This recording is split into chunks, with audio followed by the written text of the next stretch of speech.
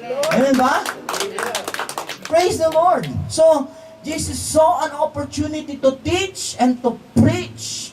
I don't care. Alam niya na pwede kasing sabihin, ay, huwag mo akong tuturuan ng ganyan. Eh, kilala kita, manginginom tayo pareho dati. Di ba? But Jesus don't care. Ano sabi ng mga tao? Kilala natin yan. Isa kaya nang galing yung karunungan yan. Di ba anak ni Maria yan at saka ni Joseng Carpintero? At yung mga kapatid niya nandito sa atin. Saan kumuha ng karunungan yung tao ngayon? Anticipate mo na yun. Na hindi mo kayang i-please ang tao, pero hindi na yun ang mahalaga. And people even, sabi dito, they took offense at him. Pero ang Panginoon, hindi po siya nahadlangan ng mga posibilidad na yan. Ang mahalaga sa kanya, ay nagampanan niya yung oportunidad na dumaan sa kanya. Don't waste every opportunity. Minsan natutuwa ako na mga Kristiyano, tayong pong mga mananampalataya, pagka may mga pagkakataon, binibigyan tayo ng Lord na makakasama sa trabaho, bagong kasama sa trabaho. No, minsan bigla tayong may mga lakad po tayo sa mga government agencies, tapos may nakakatabi tayo, nakikilala natin. Instead na i-share natin si Lord, ewan ko kung anong sinishare natin. Meron nga sa akin nagkwento, may nakatabi daw siya sa eroplano. Naku, talagang blessed na blessed siya kasi yung puso niya, lagi nagpupuri dito sa Panginoon. Ang ganda nung nakatabi niya sa eroplano, niligawan. Instead na kinwentohan, sinira ng gospel, iba sinira. Di ba? Kakalungkot. So, it's an opportunity sana na yung kapatid, yung taong yon, yung kaluluwang yon, ay nailapit mo sa Panginoon, nasharean mo ng gospel, pero nakakalungkot, hindi natin ginagrab yung pagkakataon na binibigay sa atin ng Lord. Remember this, tayo pong mga mananampalataya, there's nothing happened by accident. Wala pong aksidente, lahat po yan ay may layunin kung bakit po ipinapahintulot. Amen? I no wonder, ako po naintindihan ko ng lubusan, I no wonder na ang tatay ko po ay si Mang Nemesio. Inalaw po ng Lord ako'y maging Pilipino. Pwede naman akong Amerikano. Di ba kayo naniniwala? Pwede, of course. Pwede ka rin Pakistani. Bangladesh, Sri Lanka, I don't know kung anong gusto mo. Pumili ka na ng lahi na gusto mo. Pero ako, pag mabubuhay uli ako, Pilipino pa rin gusto kong maging. Ayun, no? Di ba? Amen. Hindi aksidente na naging Pilipino ka. At ang nanay mo ay si Procopio at si Procopio, ang magulang mo. Hindi yan aksidente. There is always a divine purpose of that. Kung bakit ka Pilipino. Kung bakit ka ngayon nandito sa Saudi Arabia, sana pwede naman nasa Amerika ka. Hindi ka ba nagtatanong minsan, pwede naman nasa Japan ako. Di ba? Bakit kaya nandito ako ngayon? Pwede naman nasa Vietnam ako. Pero bakit ako nandito? Palagi mong iisipin that God has a purpose for your life. Hindi ka sungaw. May plano ang Diyos sa iyo. God has a purpose. Pwede naman nasa JIL ako. Pwede ka naman nasa ibang sekta. Pero bakit ka nandito? Palagi mong grab those opportunity to know the purpose of God. Dahil pag hindi mo nakita yung purpose ng Panginoon, sabi nun, those who do not see the opportunity, hindi niya nakita yung susi ng tagumpay. Nandiyan ba kayo? Amen! Ayan o. So, Jesus took an opportunity to teach. Binigyan tayo ng pagkakataon ng Lord mag-share, makapaglingkod, samantalahin mo yung pagkakataon na yun. Pag binigyan ka ng Lord ng oportunidad, maglingkod ka. Kaya ang Lord pag nagtuturo, hindi niyo po ba napansin pag ang Panginoon nagtuturo, kung magbibigay ka rin lang naman, itodo mo na. Kung magmamahal ka rin lang naman, with all your heart, with all your mind, with half of your soul, hindi. With all your strength, with all. Amen ba? Amen. Romans chapter 12 verse 6 to 8, sabi dito, we have different gifts according to the grace given us. If a man's gift is prophesying, let him use it in proportion to his faith. If it is serving, let him serve. If it is teaching, let him teach. If it is encouraging, let him encourage. courage. If it is contributing to the needs of others, let him give generously. If it is leadership, let him go burn diligently. If it is showing mercy, let him do it cheerfully. Kung mapapansin po natin, in-encourage po tayo ng Bible na kung ano po yung opportunity na dumating sa atin, grab that opportunity. Huwag mong sayangin. Binigyan ka ng pagkakataong magturo, magturo ka. Binigyan ka ng pagkakataong magbigay, maluwag ka sa buhay, magbigay ka. Binigyan ka ng pagkakataon, sabi dito na mag-prophesy ka. Tinuturuan pa rin tayo ng order. Dapat lagi tayo nasa kaayusan. Kapag kamay ka, huwag kang maglakad.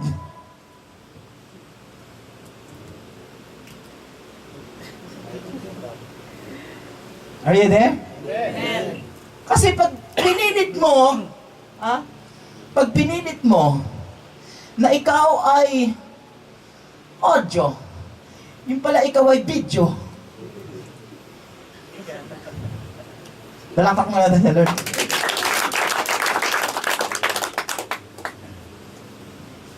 Pag hindi ka sa music, hanapin mo yung sarili mo and you will enjoy God's calling for you. Your design gave for you. Sigurado po, hindi pwede magkapareho ang kamay at ang paa ng gamit. Sa katawan po ng ating Panginoon, iba-iba po yung function po natin. Kung ikaw ay mata, huwag ka magsalita. Ha? Kapag ikaw ay binigyan ng pagkakataon magsalita because you are gifted to preach, sabi dyan, no, we have different gifts. Different gifts. Kanya-kanya tayo. Ayon sa biyaya, according to the grace given us. If a man's gift is prophesying, let him use it in proportion to his faith. If it is serving, let him serve. No? Kung ikaw ay tinawag sa paglilingkod, maglingkod. Ng buong puso. If it is teaching, let him teach. If it is encouraging. Naalala ko po noon, nung nagkaroon po kami ng seminar,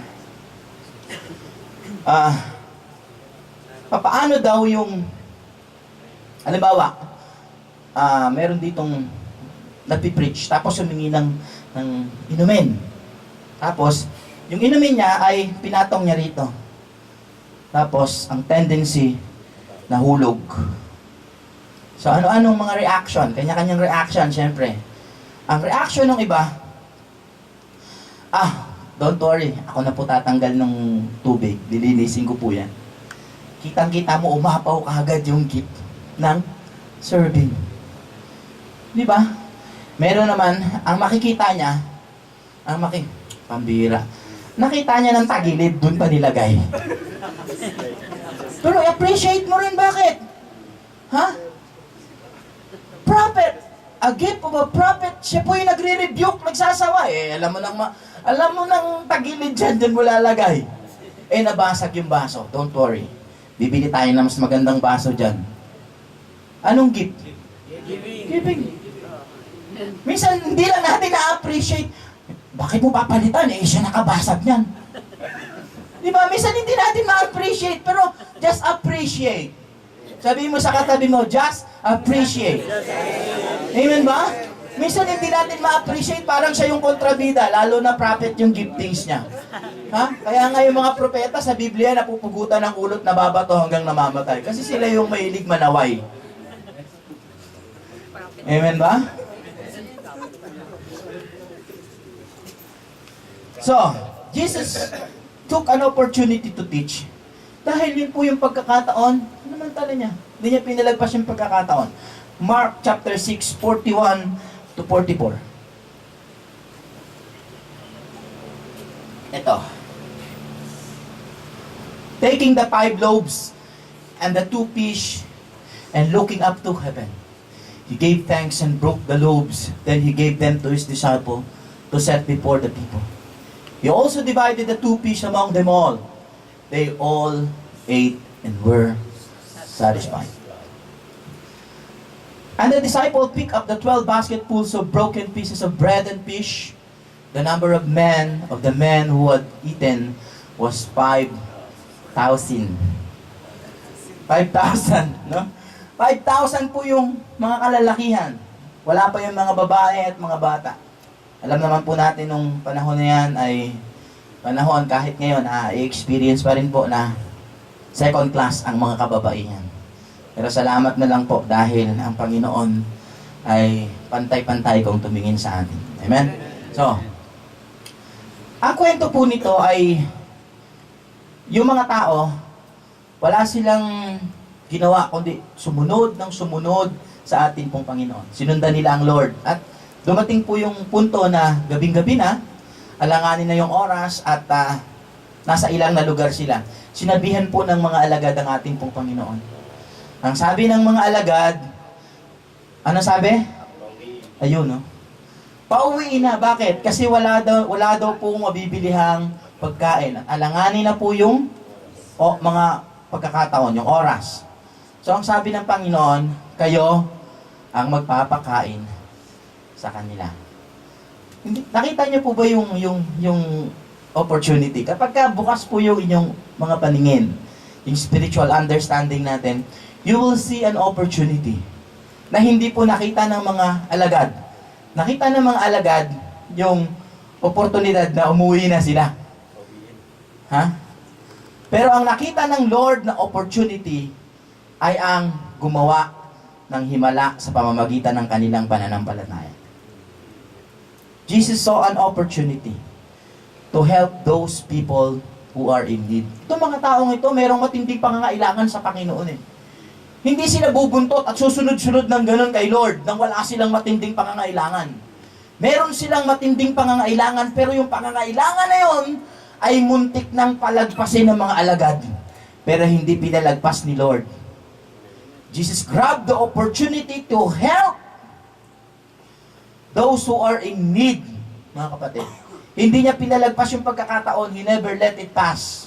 Hindi niya pinayagang lumagpas lang yung pagkakataon na yung mga taong ito ay hindi makaranas ng kakayanan ng Diyos sa kanilang mga buhay. Tandaan po natin, mga kapatid, na yung pangangailangan ng iba, hindi po yan kabawasan at kawalan sa atin. Minsan nakala kasi natin na kapag may lalapit sa atin, hihingi ng tulong, akala natin malaking kabawasan yun sa atin. Ang hindi natin alam, mga kapatid, isa yung oportunidad na binibigay sa iyo ng Diyos para makaganap ng kanyang kalooban. It's an opportunity to do the will of God. Bakit po? Dahil ang Diyos ang nagbubukas ng pagkakataon. Hindi ikaw. Hindi yan ang kailangan dahil ang gusto niyang mangailangan. Nangailangan yan sa tamang panahon, sa kanyang katatayuan at sa iyong katayuan as well. Sabi ng Revelation chapter 3 verse 8. Sa Revelation 3:8, meron po akong nakita ritong isang passage na I know your deeds, sabi ng Lord. I know your deeds. See, I have placed before you an open door that no one can shut. I know that you have little strength, yet you have kept my word and have not denied my name. Sulat po ito ng Panginoon sa iglesia. Pero meron po itong gustong iparating sa buhay ng bawat isa po sa atin, that God opens door that no one can shut. Ang ibig sabihin, ang Diyos din po ang nagbibigay ng bukas na pinto, oportunidad at pagkakataon para makaganap tayo ng kanyang kalooban. Sabi niya, I know your deeds. Alam ko yung iyong mga pagpapagal. Alam ko yung mga paghihirap mo. Alam ko yung mga nararanasan mo. Sabi niya, see, I have placed before you an open door. Kapag ang Lord po ang nagbukas ng pinto, walang pwedeng magsara. Amen ba? Amen. So binibigyan tayo ng Panginoon ng mga bukas na pagkakataon para gumanap ng kalooban ng ating pong Lord. Alam niyo po ba, sabi ng 1970 ng Revelation, ay, ng Proverbs, no? 1970 ng Proverbs, ganito.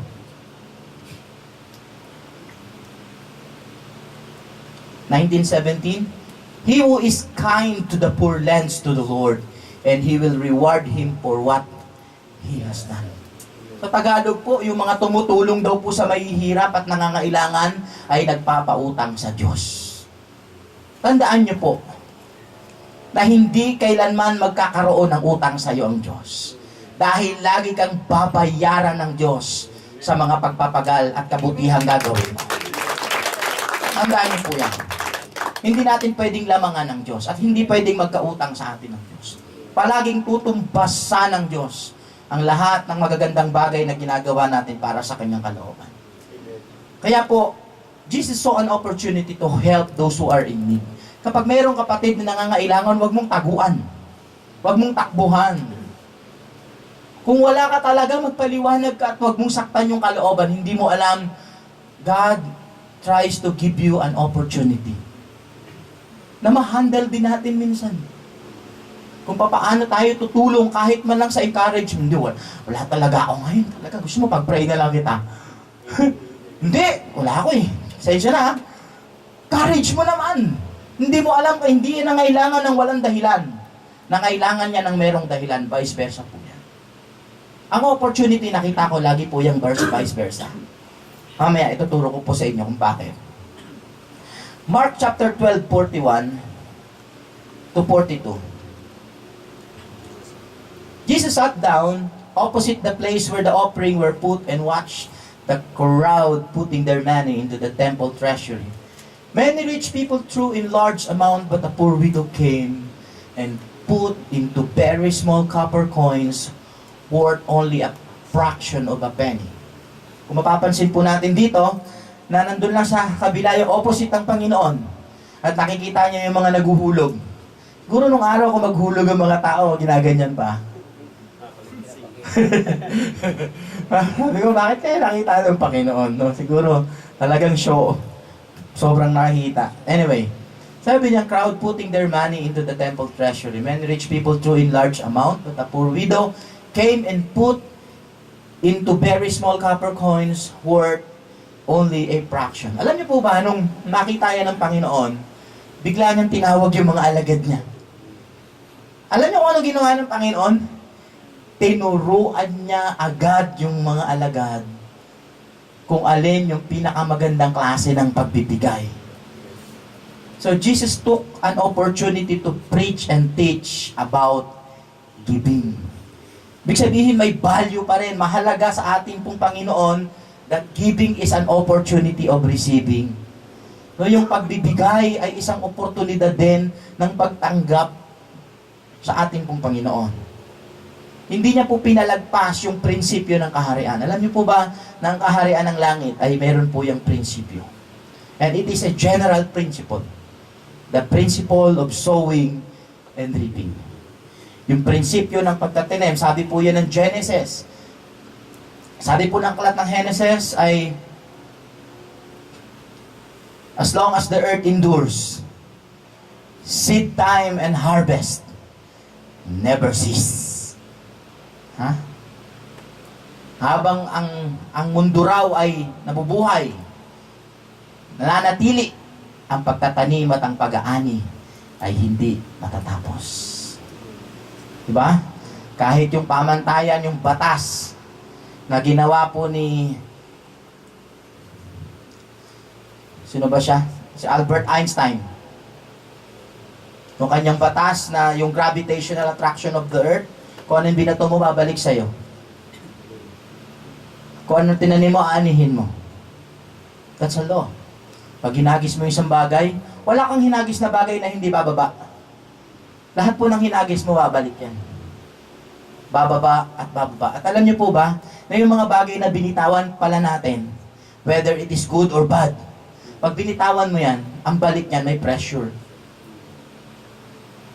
Intindihin niyo po yung sinasabi ko. Subukan niyo po maghagis ng bato. Parang wala lang. Pero pag bumagsak sa ulo mo yan, may pressure yan. Ha? Totoo, may pressure yan. May mas malakas na pressure na dumarating. Bakit?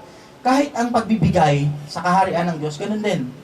Sabi ng Bible, give and it shall be given unto you. Press down. Ha?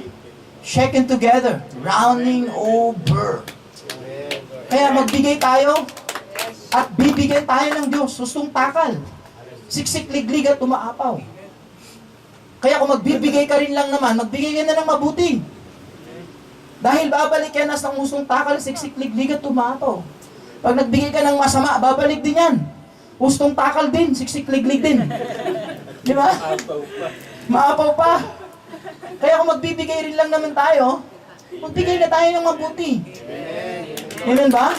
Kung magtatanim ka rin lang naman, magtanim ka na ng mabuti. Start the good seed now. Huwag ka magtanim ng masama. Dahil isang araw, sa ayaw mo sa gusto, ayan, yan. Hindi pwedeng walang ani. Lahat ng bagay na tinanim natin, whether it is good or bad, meron niyang ani. At pag aanihin na po yan, may pressure yan. Napansin ko, pag nagtanim ka ng isang butong palay, pag ani mo, isang butong palay pa rin ba? Di ba may pressure? Ano yung pressure? Ang dami nung pwede niyang tubuin. Dahil sumunod ka dun sa prinsipyo. Pag sumusunod kasi tayo dun sa principle, no? Nag-gain tayo ng benefits. Alam po yun ng mga dalubhasa. Okay, John 4:35. Do you not say 4 months more and then the harvest? I tell you, open your eyes and look at the fields. They are ripe for harvest. Sabi ng mga alagad, 4 na buwan pa daw bago mag-ani. Hindi, sabi ng Lord, buksan nyo ang inyong mga mata. Spiritually speaking, no, ang tinutukoy kasi nila ay anihang physical. Pero ang tinutukoy dito ng Lord ay anihang spiritual. Hindi. Open your eyes. Ha? Buksan mo ang iyong mga paningin. Tingnan mo ang iyong paligid. Punong-puno yan ng mga oportunidad para mag-ani na tayo. Diba? Look at the fields, sabi dyan. Jesus taught His disciples to open their eyes and look at the opportunity surrounding them. Alam niyo po ba, ang daming pagkakataon para mabigyan natin ng ngiti ang Lord? Binibigyan tayo lagi ng Lord ng pagkakataon para gumanap ng Kanyang looban. Ang daming oportunidad. Ang daming opportunity para gumanap tayo ng kalooban ng Lord. And lastly, Mark 10:46 to 52. Malapit na po ako. Huwag po kayong antokin. Okay. Then they came to Jericho as Jesus and His disciples, together with a large crowd, were leaving the city. A blind man, Bartimaeus, that is the son of Timaeus, was sitting by the roadside, begging.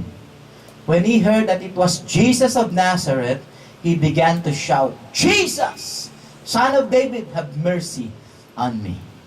Many rebuked him and told him to be quiet, but he shouted all the more, "Son of David, have mercy on me." Jesus stopped and said, "Call him."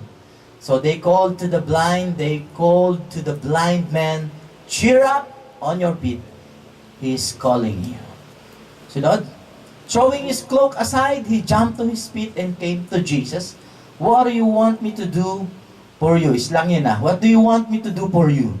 Jesus asked him. The blind man said, "Rabbi, I want to see."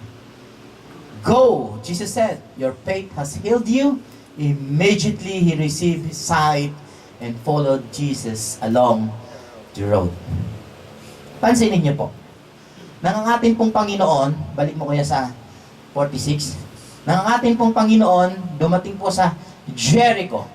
Pagdating nila sa Jericho, as Jesus and His disciples together with a large crowd were leaving, ang dami pong tao. Nagkakagulo yung mga tao. Siyempre, alam nila na nandun ang ating pong Panginoon at meron pong nasa gilid na isang bulag. Yung bulag, wala siyang kakayahang makigulo kasi bulag nga siya. parang mangingisda, kaya nagtatapon ng lambat, di ba?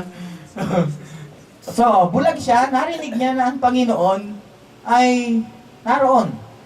At ang ginawa po niya ay sumigaw siya. No? Nakita niya yung opportunity na ang Panginoon ay dumating. He saw the opportunity and he shouted all the more. Sinasaway siya ng mga tao, nire-rebuke siya, "Hoy, tumigil ka!" Sabi ng mga tao, "Tumimik ka! Nakakagulo ka eh." Pero he shouted all the more. Lalo pa siyang sumigaw, "Jesus, Son of David!" At ang ating pong Panginoon, instead na lalayo na siya, lalagpas na siya, ay huminto siya. At ang sabi niya, Tawagin niyo siya. At ang sabi niya sa bulag, what do you want me to do for you? The blind man said, I want to see. Go, your faith has made you well. Pansinin niyo po na dumaan po yung opportunity sa bulag na ito. At ang isang bagay na nakita ko, pag dumating pa lang opportunity, pwede kang lagpasan. Pero pwede kang hintuan.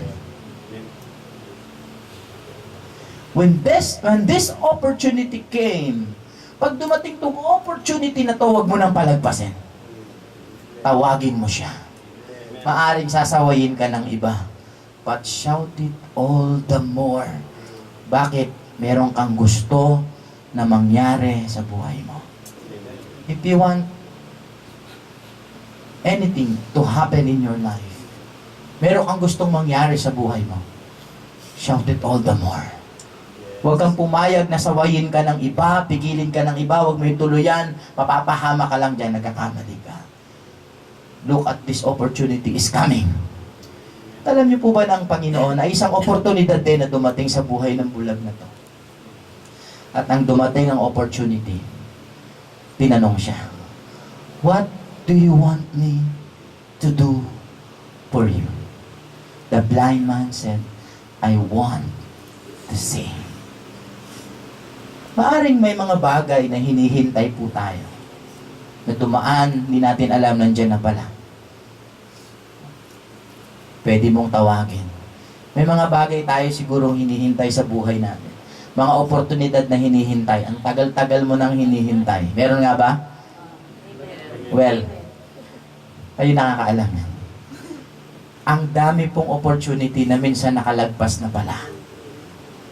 But now, the opportunity comes again.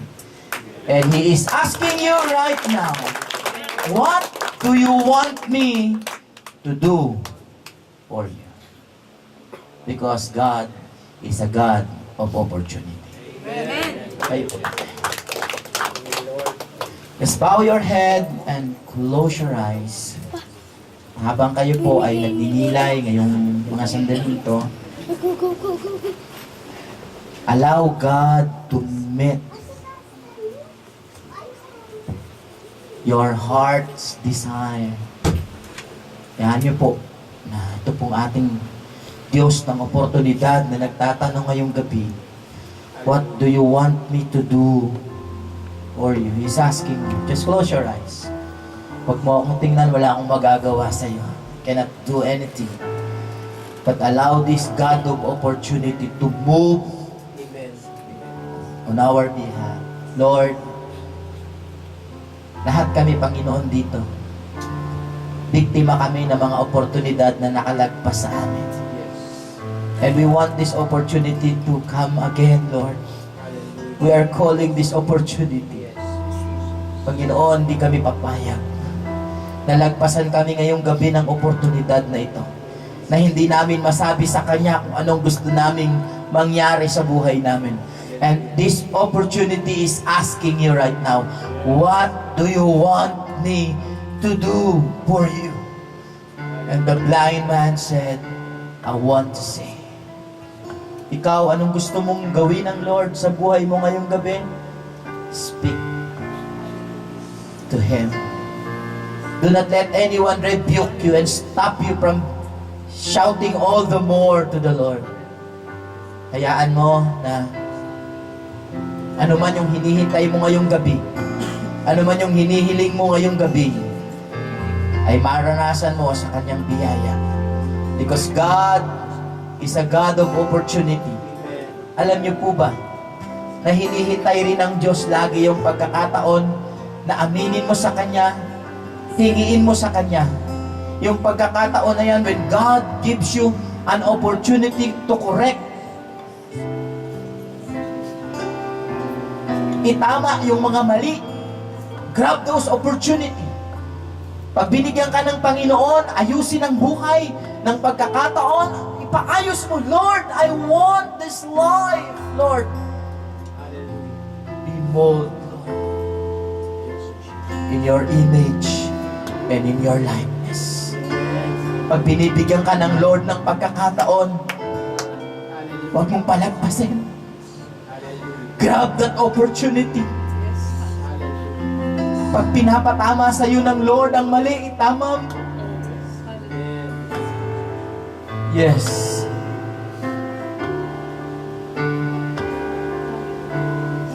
Lord, tonight, here are your people. Kagaya kami, Panginoon, ng isang bulag na nasa isang tabi, naghihintay ng pagkakataon. At nakakita kami ngayong gabi ng pagkakataon.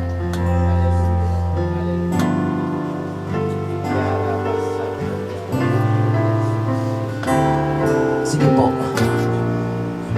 Ikaw po ang makipag-usap sa Kanya.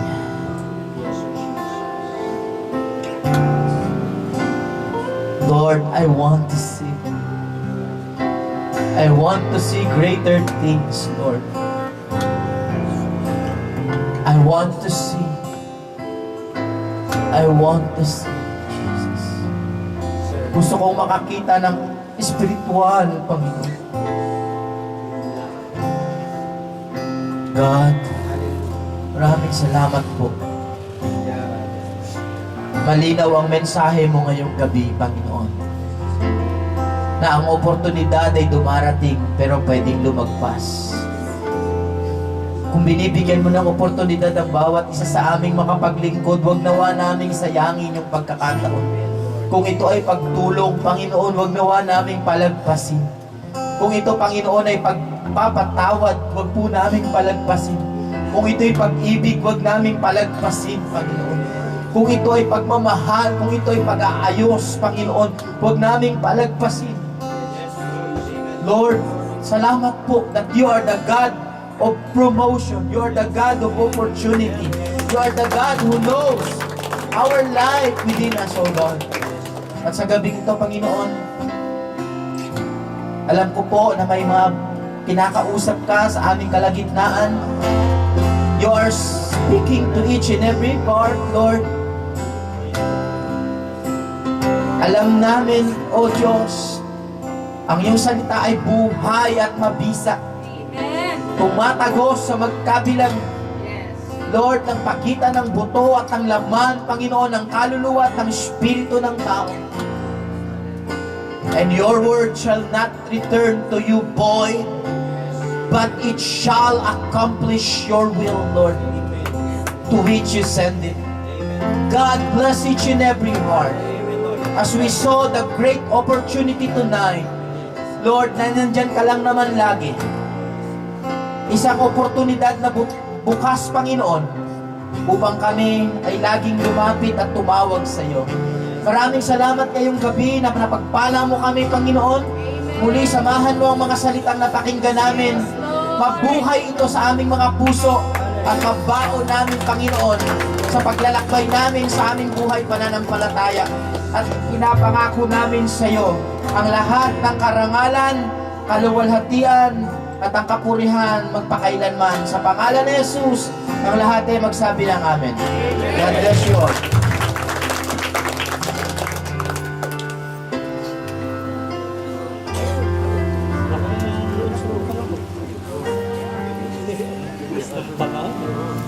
Amen. Hallelujah. Puri ng Panginoon sa kanyang mga salita. Tunay nga na there's an opportunity. It's everywhere. I-grab natin. Amen. At sa mga inanyayahan po namin, gusto namin i-welcome yung mga first-timer. Meron po ba tayong mga first-time dito? This is an opportunity for you. Amen. So mangyari po lamang na tayo po ay tumayo at pumunta rito sa unahan. Sabihin po natin ang ating pangalan, taga saan sa Pilipinas, sino yung nag-invite? Sino yung nag-invite? Sino yung nag-invite? Ayun po, kung may asawa or binata. Sige po, tayo po pumunta rito. I-welcome po namin kayo.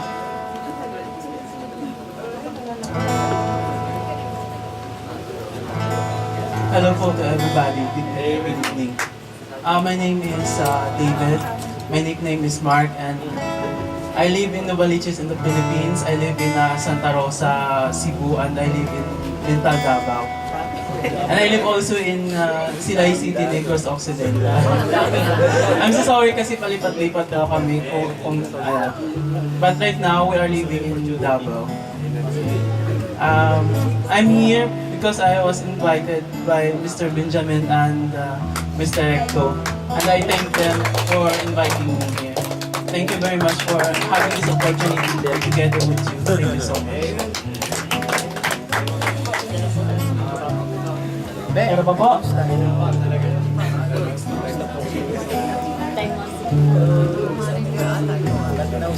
Magandang gawin po sa atin lahat.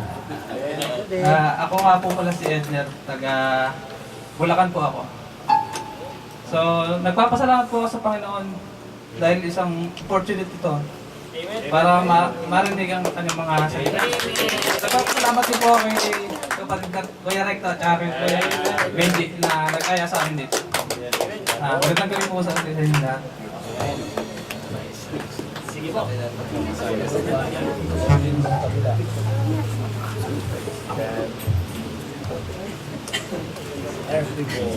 Good evening, ako si Nani, or Nani Saisang ng taga Batangas po ako. Bale, inimbitahan po ako dito ni paring Benji at saka ni Recto para daw may kainan. Kaya sabi niya sa akin. So, medyo tumataba nga ako. Sabi ko, sige, sama ako. By the way, although hindi tinupad direkto yung sinabi niya sa akin, nagpapasalamat pa rin ako kasi I really want to hear the word of God. Yan. Yun yun. Again, thank you sa lahat and God bless us all. Dito pa po.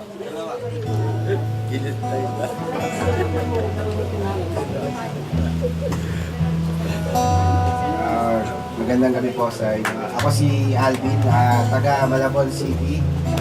Nagtatrabaho sa Panorama Mall, Danube Hypermarket. Nagpapasalamat po ako kay Kuya Edwin at sinama ako dito. Muli, napalapit din ako sa Panginoon. Amen. Thank you po. Sige po.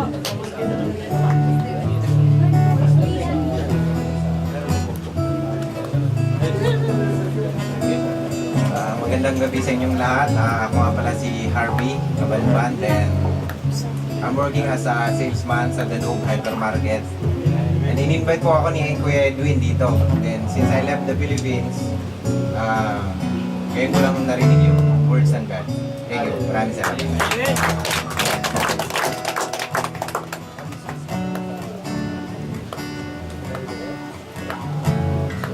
Magandang gabi po sa lahat. Ako pala si Harvey din, Lenosa. Tawagin po ako ni Pastor Dick. Amen. Kaya salamat. Diyan kayo lang pa. Welcome.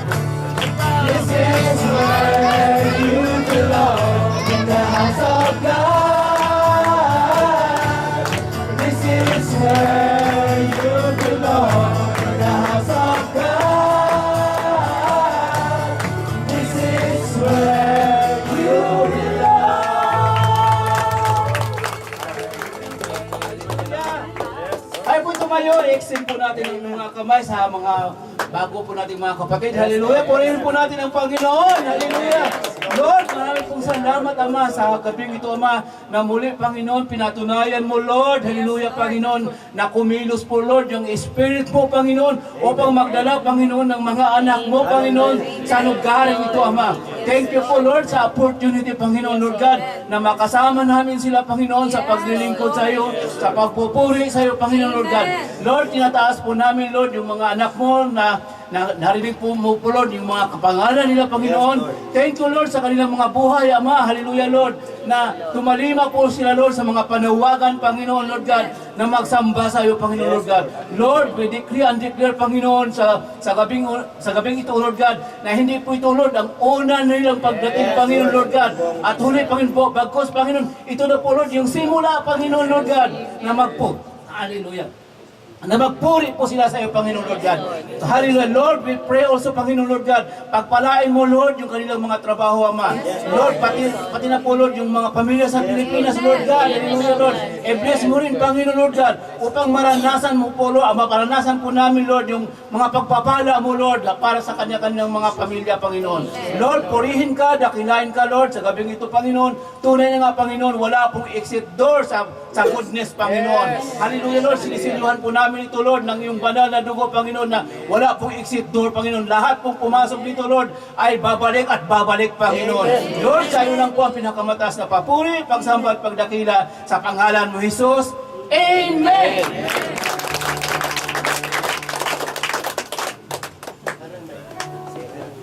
Parang hindi siya Amen. Meron ba? Meron. Welcome po sa ating mga bagong kapatid. Amen. So ngayon po, dumako na tayo sa pagpapasalamat natin. Amen. Sa mga nakaraang araw, sa mga blessings, sa mga pagsubok na duman sa ating buhay ngayong linggo na to. Amen. So, tayo na po. Amen. Yung testimony na po. Sige po. Amen. Hi.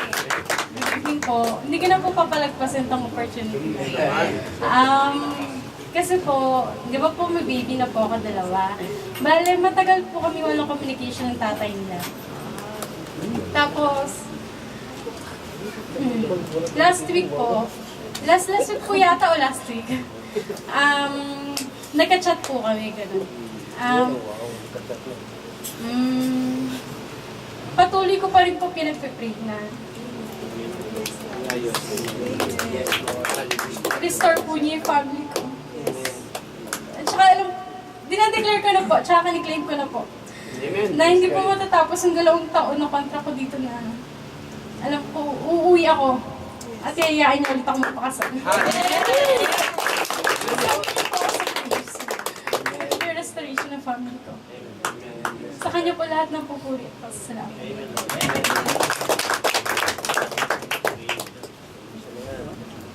Walang iyakan na. Walang iyakan na. Tissue. Ano po, simula po na dumating ako, never pa ako nag-testify dito. So, this is the first and maybe the last for now. Kasi po, uwi na po kami. Thankful po ako kasi marami po ako naging ka-close. May nakilala po ako dito. At hindi po nasayang yung 5 months na nandito po ako. Thank you po na maraming sir. Thank you rin po kayo.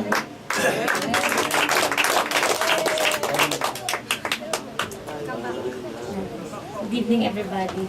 Magpapasalamat lang po ako sa mga tao nag-pray for mama kasi kagagaling ng Pilipinas.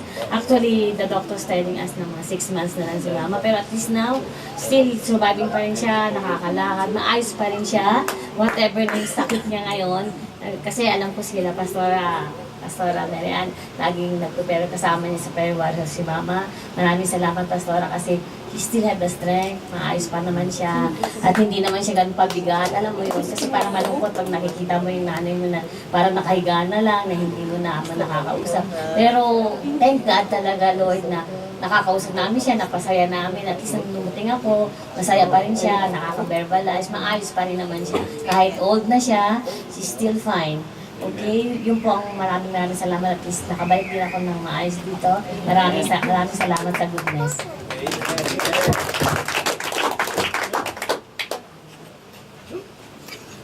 Magandang gabi po sa inyong lahat. Ito po pala ang pakiramdam no, kapag medyo matagal-tagal po hindi nakabalik po sa gawain. Kasi po medyo may kaproblema po kami sa staffing ngayon, so I have to do straight duties po for the whole month of April and May. So I wasn't able to come here for quite a long time. So ngayon po nanginginig na po. So unang-una po sa lahat, ako po yung nagpapasalamat dahil first and foremost, I was able to come back here and be able to hear the words of the Lord and be able to really digest all those things in me. Kanina nga po napaiyak ako dahil lahat po ng mga, sa simula pa po na kay Ate Jel po kanina sa Bible study po. Good thing po dahil nakaabot po ako sa start po talaga ng Bible study until sa songs and the messages po ng ating Pastor Bong, na ating speaker ngayon. Lahat po talaga yun, but bali, nagkaroon po siya ng connection dun po sa experience ko for the 1 whole month na hindi po ako nakabalik dito. God really tested my faith, my patience, and my love for Him.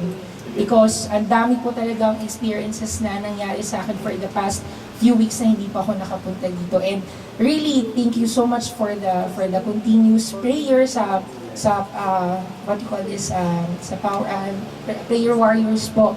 Maraming salamat din. Alam ko po na patuloy niyo po akong pinagdarasal for my safety until to such time na magkaroon po ako ng panibagong trabaho and another opportunities po. Pangalawa po, napapasalamat po ako dahil through prayers po, really, prayers really works a lot. Dahil po, may pasyente po kami sa ICU po the last month po, which nagkaroon po siya ng complication po kasi hindi po kasi ipinaalam ng doctor namin na may cancer po pala siya and it's terminal stage already. But the doctor did not explain it to the patient until such time na makauwi po siya ng Pilipinas. And through prayers kami po ang naghanap ng paraan dahil kahit alam po namin na medyo mahirap po na i-break i-break po yung kumbaga meron po kasi as nurses po kasi may pina-follow po kami parang ethics, yes, work of ethics. So kahit na na-break po namin yun, pero through prayers, denied po kami ni Lord.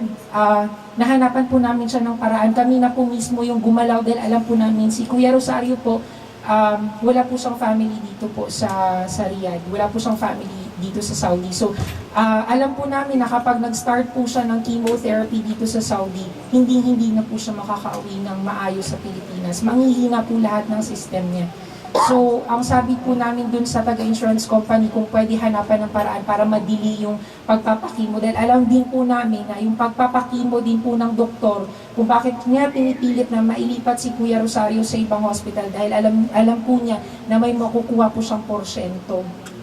Kaya, yun po. Until sa siya na nakauwi po si Kuya Rosario sa Pilipinas, gladly po, he's safe. Tumawag po ako last week sa kanya and kahapon